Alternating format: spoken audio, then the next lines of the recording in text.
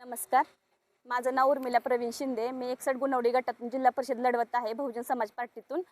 सर्वप्रथम मला ही संधी कावराम चौधरींनी दिली, त्यांचे मी आभार मानते. राष्ट्राचा उमेदवार आहे तर तुम्ही त्यांना कसं लढत द्याल? सर्वप्रथम दादांना, अजितदादा पवार यांना भावपूर्ण श्रद्धांजली. मी पण दादांची लाडकी बहीणच आणि मी माझ्या माहितीनुसार जी समोरची व्यक्ती आहे ती राष्ट्रवादी काँग्रेसची सदस्य किंवा कार्यकर्ताच नाही असं मला गावातनं कळलेलं आहे. आणि माझ्या कामामध्ये त्यांचा सहभाग आहे असा दिसला नाही. कुठल्याच राष्ट्रवादी काँग्रेसच्या कार्यकर्त्यात ते दिसले नाहीत. दादांचे काही काम मी पण केलेले आहेत.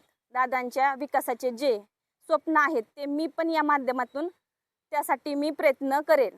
त्या दादांच्या अपघाती निधन झाल्यानंतर मी सर्व प्रचार बंद केला होता, बॅनर काढले होते, परंतु समोरील उमेदवारांनी बॅनर लावून प्रचार चालू केल्यामुळे त्यांच्या काहीच विचारधारा दिसत नाहीत.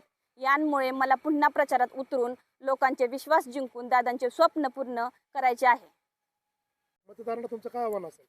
शिवशाहू फुले आणि आंबेडकर यांच्या विचारांची आणि स्वर्गीय अजितदादा पवार यांच्या विचारांची बारामती घडवायची आहे. आणि येणाऱ्या 7 तारखेला बहुजन समाज पक्षातून मी उर्मिला प्रवीण शिंदे मला मतदान करून ही एक संधी द्यावी. हत्ती या चिन्हासमोरील बटन दाबून मला प्रचंड बहुमताने विजयी करा.